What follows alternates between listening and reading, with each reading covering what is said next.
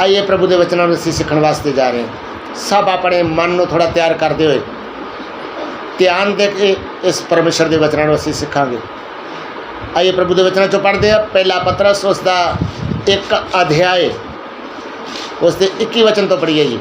उसके द्वारा तुम उस परमेश्वर पर विश्वास करते हो जिसने उसे मरे हुओं में से जिलाया और महिमा दी कि तुम्हारा विश्वास और आशा परमेश्वर पर हो, ਜਿਹੜੇ ਉਹਦੇ ਰਾਹੀਂ ਪਰਮੇਸ਼ਵਰ ਉੱਤੇ ਨੇਚਾ ਰੱਖਦੇ ਹੋ जी ਜਿਨ੍ਹਾਂ ਉਹਨੂੰ ਮੁਰਦਿਆਂ ਵਿੱਚੋਂ ਜਿਵਾਇਆ ਅਤੇ ਉਹਨੂੰ ਮਹਿਮਾ ਦਿੱਤੀ ਤਾਂ ਜੋ ਤੁਹਾਡੀ ਨੇਚਾ ਅਤੇ ਆਸ ਪਰਮੇਸ਼ਵਰ ਉੱਤੇ ਹੋਵੇ।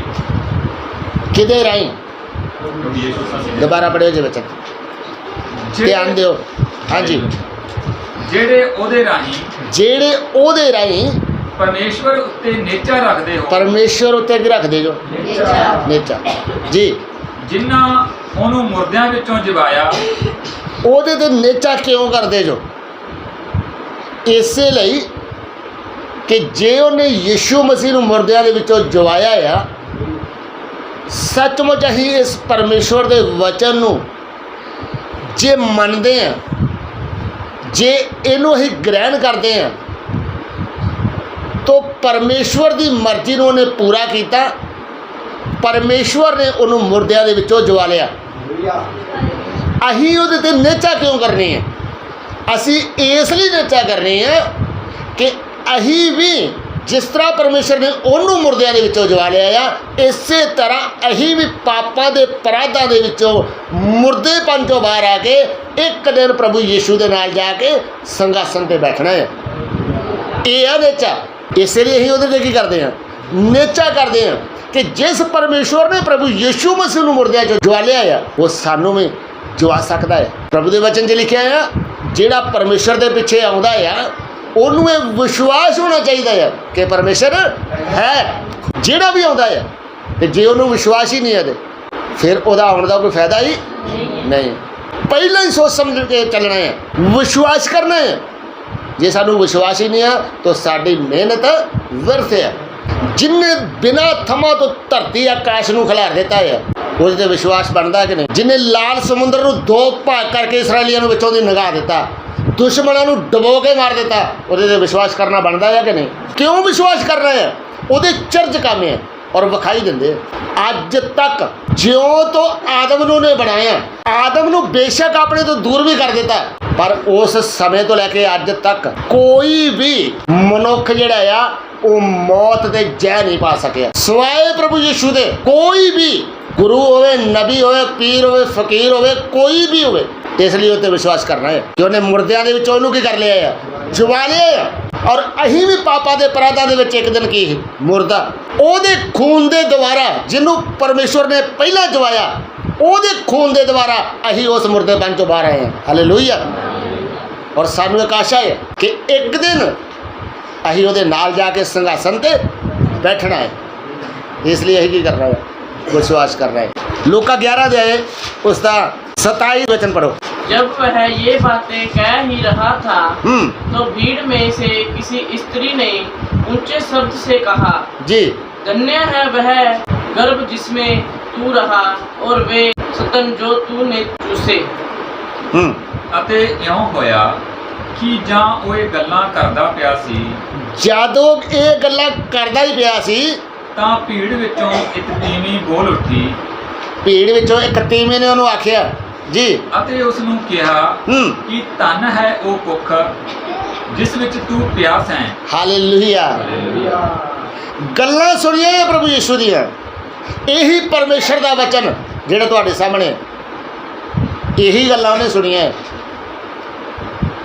ਗੱਲਾਂ ਸੁਣ ਕੇ ਉਹਨੂੰ ਵਡਿਆਇਆ, ਉਹਨੂੰ ਕਹਿੰਦੀ ਧੰਨ ਆ ਉਹ ਕੁੱਖ ਜਿਹਦੇ ਵਿੱਚੋਂ ਤੂੰ ਕੀ ਲਿਆਇਆ, ਜਨਮ ਲਿਆ।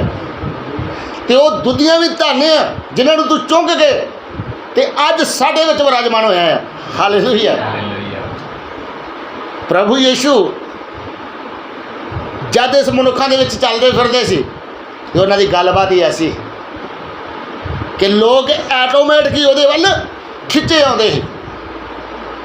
ਐਵੇਂ ਨਹੀਂ ਹਜ਼ਾਰਾਂ ਦੇ ਨਾਲ ਭੀੜਾਂ ਹੁੰਦੀਆਂ ਸੀ। ਅੱਜ ਇੱਕ ਵਿਸ਼ਵਾਸੀ ਦੀ ਜ਼ਿੰਦਗੀ ਦੇ ਵਿੱਚ ਪ੍ਰਭੂ ਯਿਸੂ ਆਇਆ ਆ ਤੇ ਉਹਦੇ ਗੱਲਬਾਤ, ਉਹਦਾ ਬੋਲਚਾਲ, ਉਹਦਾ ਉੱਠਣਾ ਬੈਠਣਾ ਐਸਾ ਹੋਣਾ ਚਾਹੀਦਾ ਆ ਕਿ ਲੋਕ ਉਹਦੀ ਵਡਿਆਈ ਕਰਨ। ਜਿਹੜਾ ਪ੍ਰਭੂ ਯਿਸੂ ਉਸ ਸਮੇਂ ਭੀੜ ਦੇ ਨਾਲ ਚੱਲਦਾ ਸੀ, ਉਹੀ ਪ੍ਰਭੂ ਯਿਸੂ ਤੁਹਾਡੇ ਅੰਦਰ ਬੈਠਾ ਹੈ। ਹਾਲੇਲੂਇਆ। ਔਰ ਉਹਦੇ ਆਉਣ ਦੀ ਤਿਆਰੀ ਦੁਬਾਰਾ ਫੇਰ ਲੇਖਾ ਲਿਆ ਜਾਏਗਾ। ਵਚਨ ਨੂੰ ਗ੍ਰਹਿਣ ਤੇ ਕੀਤਾ, ਉਹਦੇ ਤੇ ਵਿਸ਼ਵਾਸ ਤੇ ਕੀਤਾ, ਪਰ ਕੀ ਤੁਹਾਡੇ ਜੀਵਨ ਦੇ ਵਿੱਚ ਉਹ ਦਿਖਾਈ ਦਿੱਤਾ ਹੈ?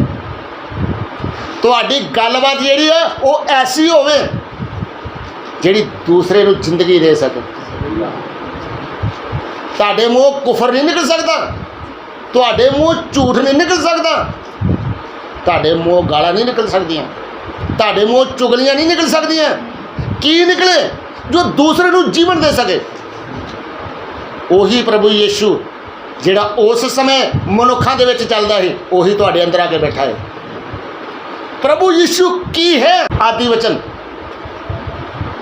ਇਸ ਵਚਨ ਨੂੰ ਗ੍ਰਹਿਣ ਕਰਕੇ ਅਸੀਂ ਉਸ ਪਰਮੇਸ਼ਰ ਤੇ ਵਿਸ਼ਵਾਸ ਕੀਤਾ ਹੈ ਕਿ ਸੱਚਮੁੱਚ ਪ੍ਰਭੂ ਯਿਸੂ ਸਾਡੇ ਅੰਦਰ ਆਇਆ ਹੈ, ਸਾਡਾ ਜੀਵਨ ਬਦਲ ਗਿਆ ਹੈ, ਸਾਡੀ ਗੱਲਬਾਤ ਜਿਹੜੀ ਹੈ ਉਹ ਕਿਰਪਾਮਈ ਹੈ ਕਿ ਸੱਚਮੁੱਚ ਸਾਡੇ ਜੀਵਨ ਦੇ ਵਿੱਚ ਉਹ ਪ੍ਰਭੂ ਯਿਸੂ ਨਜ਼ਰ ਆਉਂਦਾ ਹੈ।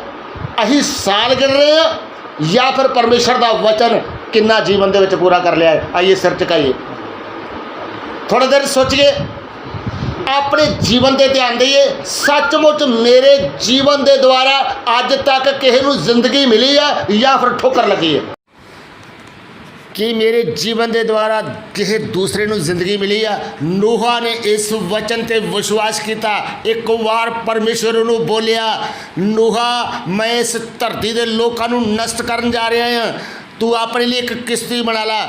ਨੂਹਾ ਨੇ ਪਰਮੇਸ਼ਰ ਦੇ ਵਚਨ ਤੇ ਵਿਸ਼ਵਾਸ ਕੀਤਾ। ਮੈਂ ਤੇ ਤੁਸੀਂ ਵੀ ਪਰਮੇਸ਼ਰ ਦੇ ਵਚਨ ਤੇ ਵਿਸ਼ਵਾਸ ਕੀਤਾ। ਉਸ ਸਮੇਂ ਦੇ ਲੋਕਾਂ ਨੂੰ ਮੌਕਾ ਦਿੱਤਾ।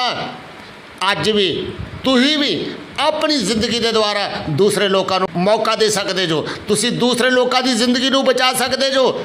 ਇਹ ਵਚਨ ਤੇ ਲੋਕ ਦੂਸਰੇ ਵੀ ਵਿਸ਼ਵਾਸ ਕਰਕੇ ਜ਼ਿੰਦਗੀ ਪ੍ਰਾਪਤ ਕਰਨ। ਪ੍ਰਾਰਥਨਾ ਕਰੀਏ, ਆਸ-ਪਾਸ ਦੇ ਲੋਕਾਂ ਨੂੰ ਇੱਕ ਗਵਾਹੀ ਦਈਏ ਜਿਸ ਤਰ੍ਹਾਂ ਨੂਹਾ ਗਵਾਹੀ ਦਿੰਦਾ ਰਿਹਾ। ਕਿਸ਼ਤੀ ਵਿੱਚ ਆ ਜਾਓ, ਜਾਨ ਬਚਾ ਲਓ। ਅੱਜ ਤੁਹਾਡੇ ਲਈ ਵੀ ਇੱਕ ਮੌਕਾ ਹੈ। ਤੁਸੀਂ ਪ੍ਰਭੂ ਯਿਸੂ ਦੇ ਬਾਰੇ ਦੱਸ ਸਕਦੇ ਜੋ। ਅਨੰਤ ਜੀਵਨ ਕਿੱਥੋਂ ਮਿਲਦਾ ਹੈ? ਇਸ ਵਚਨ ਤੇ ਵਿਸ਼ਵਾਸ ਕਰਨ ਦੇ ਨਾਲ ਕਿ ਪ੍ਰਭੂ ਯਿਸੂ ਮੇਰੇ ਜੀਵਨ ਦੇ ਵਿੱਚੋਂ ਨਜ਼ਰ ਆ ਰਿਹਾ ਹੈ। ਮਸੀਹ ਜੀਵਨ ਕੀ ਹੈ? ਬਦਲਿਆ ਹੋਇਆ ਜੀਵਨ। ਜੇ ਤੁਹਾਡਾ ਜੀਵਨ ਨਹੀਂ ਬਦਲਿਆ ਤਾਂ ਪ੍ਰਭੂ ਯਿਸੂ ਤੁਹਾਡੇ ਅੰਦਰ ਨਹੀਂ ਆਇਆ। ਇਹ ਵਚਨ ਨੂੰ ਤੁਸੀਂ ਗ੍ਰਹਿਣ ਨਹੀਂ ਕੀਤਾ। ਇਹ ਵਚਨ ਨੇ ਤੁਹਾਡੇ ਅੰਦਰ ਜਨਮ ਨਹੀਂ ਲਿਆ। ਮੇਰੇ ਪਿਆਰਿਓ, ਜੇ ਇਹ ਵਚਨ ਤੁਹਾਨੂੰ ਅੱਛਾ ਲੱਗਦਾ ਹੈ तो चैनल ਨੂੰ ਸਬਸਕ੍ਰਾਈਬ ਕਰੋ, ਬੈਲ ਆਈਕਨ ਨੂੰ ਦਬਾਓ, ਫੇਸਬੁੱਕ ਪੇਜ ਲਾਈਕ ਕਰੋ। ਇਹ ਤੁਹਾਡਾ ਪਿਆਰ ਹੋਏਗਾ ਤਾਂ ਕਿ ਅਸੀਂ ਇਹ ਵੀਡੀਓ ਹਰ ਰੋਜ਼ ਤੁਹਾਨੂੰ ਦੇ ਸਕੀਏ। ਜੈ ਮਸੀਹ ਕੀ।